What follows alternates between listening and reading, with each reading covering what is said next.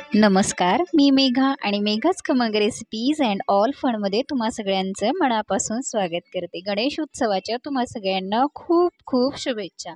आज आपण गणपती बाप्पांचा आवडता पदार्थ म्हणजे मोदक कसे बनवायचे ते पाहणार आहोत। चला तर मग रेसिपीला सुरुवात करूयात। हे पहा, अगदी सुबक असे आपण हे मोदक केलेत, ना उकडणी आहे ना तळणी आहे। अगदी सोप्या पद्धतीचे हे मोदक आपण आज करणार आहोत। सुरुवात करूयात। सगळ्यात अगोदर मी गॅसवरती एक पॅन ठेवलाय आणि त्यामध्ये अर्धा लिटरला थोडंसं कमी दूध ठेवलेलं आहे। आता हे दूध आपल्याला छान असं दाटसर उकळून घ्यायचं आहे। तर यामध्ये मी अर्धा कप 60 ml च्या कपाने अर्धा कप एवढी साखर घातली आणि 1 चमचाभर रंग छान येण्यासाठी हळद घातले। आता दोन्ही मिक्स करून घेऊयात आणि याला घट्ट होईपर्यंत 10 ते 12 मिनिटं आपल्याला दूध छान असं दाटसर उकळून घ्यायचं आहे। आता 10 ते 12 मिनिटानंतर तुम्ही पाहू शकता दूध आपलं छान असं घट्ट झालेलं आहे। हे पहा, असंच दूध आपल्याला हवं आहे। अगदी परफेक्ट दूध झालेलं आहे। आता गॅस बंद करूयात, तुम्हाला एकदा मी दाखवते। हे पहा, दूध छान असं घट्ट झाले। आता हे बाजूला ठेवूयात आपण आणि आता एक कढई ठेवलेली आहे। यामध्ये मी 1 चमचाभर एवढं तूप घातलेलं आहे आणि यामध्ये काजू आदी बदाम याचे काप करून घेतलेले ड्रायफ्रुट्स आहेत ते घालून घेतलेत। आता हे छान हलका लाल रंग येईपर्यंत आपल्याला परतून घ्यायचं आहे।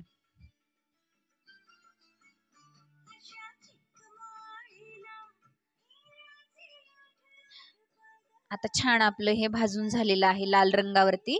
आता हे काढून घेऊया ड्रायफ्रुट्स सुद्धा। हे पहा, छान लाल रंगावरती ड्रायफ्रुट्स भाजलेत। आता आपण यामध्येच अर्धा कप एवढा रवा घातलेला आहे। कच्चा रवा घातलाय, बारीक किंवा जाडसर कुठलाही वापरू शकता। त्याच तुपामध्ये घातलाय आणि याला परतून घेतलेला आहे। छान असं परतून झाल्यानंतर आता यामध्येच बघा तूप घालणार आहे मी। तर इथे मी साधारण 3 चमचे एवढं तूप घातलेलं आहे हे रवा भाजून घेण्यासाठी। हे पहा, आणि पुन्हा याला मिक्स करून घेऊयात आणि याला सुद्धा मीडियम हीटवरती, गॅसची फ्लेम ही मीडियम असायला हवी। मीडियम हीटवरती हलका लाल रंग येईपर्यंत रवा छान असा भाजून घ्यायचा आहे। हे पहा,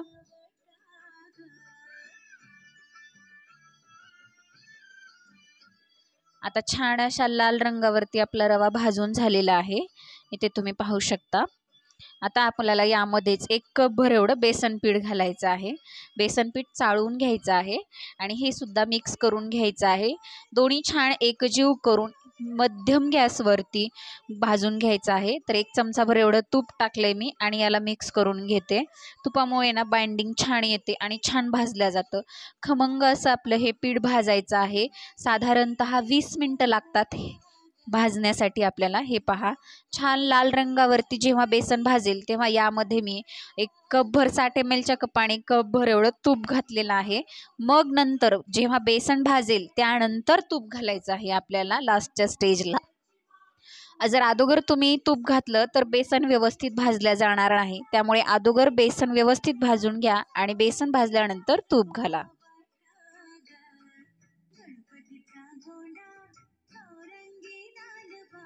आता यामध्ये 1 चमचाभर एवढं वेलची पावडर घातलंय आणि पुन्हा याला मिक्स करून घेतलंय। हे पहा, आता छान असं आपलं हे बेसन पीठ भाजलंय। आता यामध्ये आपण जे दूध घट्ट केलं होतं ते टाकून पुन्हा याला व्यवस्थित असं मिक्स करून घ्यायचंय आणि छान असा गोळा तयार होईपर्यंत, म्हणजे आपला पॅन सोडेपर्यंत हे मिश्रण आपल्याला असंच सतत परतवत राहायचं आहे।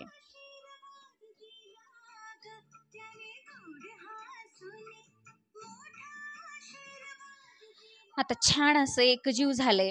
जवळजवळ पुन्हा आणखीन आपल्याला 10 ते 15 मिनिटं हे मिश्रण असं सतत परतवत राहायचं आहे। तळाशी चिटकू द्यायचं नाहीये। जोपर्यंत तूप सोडत नाही तोपर्यंत आपल्याला हे मिश्रण असंच सतत परतवत राहायचं आहे।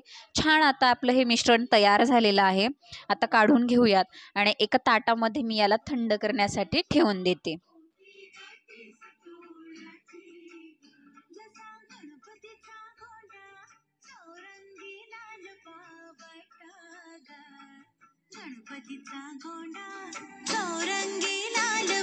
आता थंड झाल्यानंतर पहा, एक 5 ते 10 मिनटं थंड होण्यासाठी लागतात. थंड झाल्यानंतर यामध्ये आपल्याला ड्रायफ्रूट्स मिक्स करून घ्यायचं आहे. परतून घेतलेले काजू आणि बदाम आणि याचबरोबर मी थोडेसे इथे काप घेतलेले आहेत पिस्त्याचे, ते पण टाकलेत. आता याला मिक्स करून याचा छान गोळा तयार करून घेऊयात. हे पहा, अगदी तूप सुटेपर्यंत भाजायचं, म्हणजे छान आतपर्यंत भाजल्या जातं. बेसन कच्चं राहत नाही किंवा ते आपल्याला खातेवेळी चिकटत नाही. आता बघा, तूप सुद्धा खूप माझ्या हाताला लागतं यामधलं, तुम्ही पाहू शकता.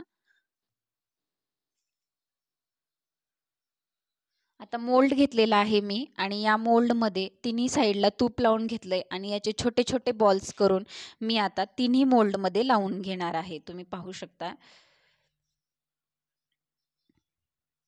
हे पहा,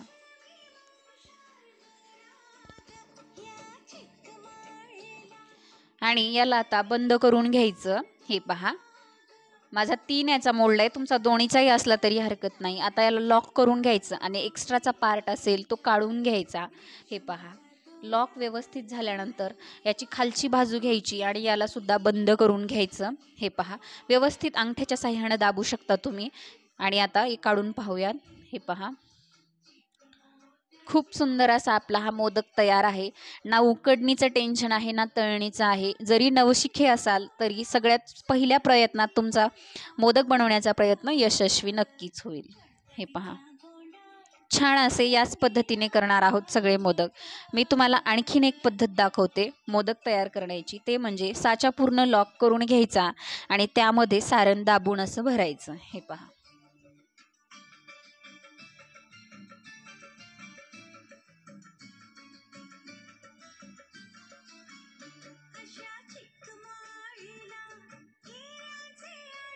आता लॉक काढूयात. हे पहा, आणि मोदक बघा, दोन्ही पद्धती सोप्या आहेत. तुम्ही कुठलीही पद्धत तुम्हाला जी सोपी वाटेल ती वापरू शकता. छान झालेत मोदक. आता सगळे हे पहा, याच पद्धतीचे करून घेणार आहे मी मोदक. हे पहा, अगदी परफेक्ट मोदक झालेले आहेत.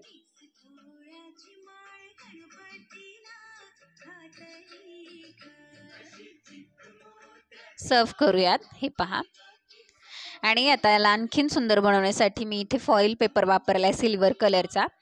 तुम्ही अवेलेबल असेल तर वापरू शकता किंवा स्किप केला तरीही चालेल. सजावट म्हणून वापरते मी, खाण्यासाठीच वापरला जातो हा पेपर, डेकोरेशनसाठी. तर हा पेपर लावून घेतलाय मी आणि इथे आपले मोदक तयार आहेत. व्हिडिओ जर आवडला तर पटकन लाईक करा, शेअर करा आणि चला तर मग सबस्क्राईबसुद्धा करून टाका. पुन्हा एकदा भेटूयात नवीन एका व्हिडिओसोबत. तोपर्यंत मस्त रहा, स्वस्त रहा आणि सगळ्यात महत्त्वाचं खात रहा.